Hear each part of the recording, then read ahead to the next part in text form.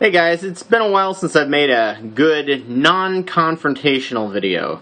Mostly because I only make a video a month these days. Quite often the response to them just irritate me and I'm not driven to make another one later. Some may have noticed that I'm a bit less patient than I used to be. Some of it's due to the changing nature of the people on YouTube, but a lot of it's due to brain power I was using to be patient is now being used to take classes. I currently have a BS in microbiology, working in human cell biology. Thanks to the Navy, I have a lot of electrical and electronics credits lying around doing nothing, so I'm working to fix that by getting an AS in electronics and computer tech, which I'm now 3 to 4 classes away from. Robots are becoming more and more mainstream in labs, including ours, and I'm hoping that having that extra education will help increase my worth. However, that's the worst case scenario to fall back on. I'm also trying to get a certificate in design tech, which I'm now 2 classes away from, and hoping to work in 3D tissue printing. For those of you unaware with this emerging field, 3D printing occurs when you liquefy or powder a material, then lay it down in gradual rising layers based on computer instructions. Works a lot like a glue gun. It just kind of runs over the piece and then continues upward. It's much cheaper and easier than many other forms of manufacturing.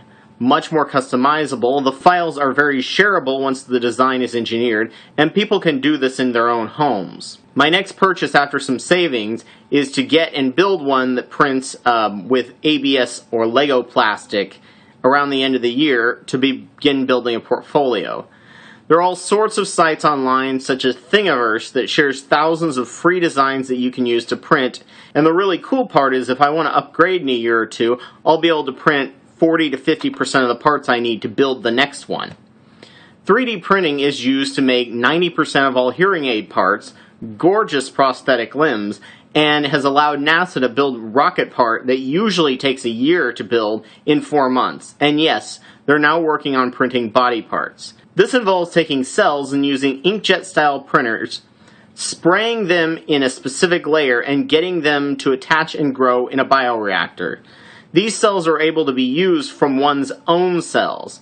At the moment, nearly every month, they're discovering methods to reverse differentiate cells.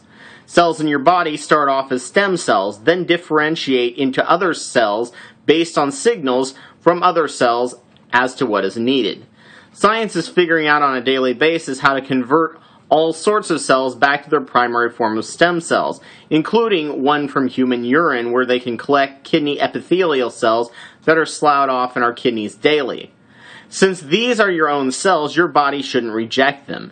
They have currently been able to grow skin for skin grafts. They can strip cells off a structure from one organ, such as a heart or larynx, and grow your own cells on top of them. They're not rejected. These will be approved as common practice over the next few years, and scars from third-degree burning or waiting on a heart transplant may be things of the past. Using 3D printing, they've been able to grow veins and arteries as well as kidneys and livers. In mice at the moment, not humans, mind you.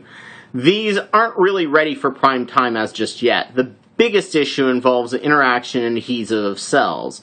The matrix they grow on needs to be a bit smarter to help them interact, and they're at the moment trying to grow smart cells on a dumb matrix, which gets some good results, but not enough to be put in human bodies, which is why secretion organs like pancreas and lungs will probably be the last organs we can engineer. However, in 30 to 40 years, the engineering problem will most likely be over. Something, if I can, I would like to have some sort of hand in, even if it's just as a tech. Any failure of an organ other than the brain, the organ I'm currently working on in my current lab, will allow the doctors to grow you a new one, and using minimally invasive robotic surgery, you will be able to be up and out of the hospital quickly and healing. Already we have robotic surgeries, one I'll post below, of a heart valve repair that usually involves breaking open the rib cage and it takes 6 months to recover from. This robot went through the ribs, did the repair, and the people recovered in 6 weeks. With your organs being swapped out like you would an engine or a radiator in a car, life will be incredibly extended. There will be other things that we can do to extend it even further. I'm gonna put the futurist hat on of some ideas for use in organ growing to extend life even further. Once organ growth becomes standard practice, we may be able to invent brand new organs nature never thought of to help advance life to make up for flaws in the human body that evolution couldn't. An idea I had was a hybrid between a spleen and a kidney. There are chemicals in the bloodstream that elderly have and are not in young people, and vice versa. Scientists did some disturbing studies where they tethered young and old mice together and merged each other's bloodstreams together. They also did that separately by replacing young mice with old mouse blood and old mice with young mice blood. This showed increased cognitive capability in the older mice and lower levels in the younger. If the kidney spleen was to filter this chemical out of the blood, or secrete chemicals that are also in a younger person's blood, it could reduce the human brain's decline by decades. One could also be made to filter out heavy metals from the bloodstream. They could also make an organ out of bone marrow that gives fresh young blood to older people, which have shown to have faster healing properties. Another idea would be a hybrid of heart and pancreas. As you age, your blasts and stem cells decline. Something you could do is design a chamber that has blood flowing through it that has binding properties for stem cells. Once it reaches a certain level needed, it will shut the chamber and the cells will be released, float around, perhaps rinsed with lip fluid first.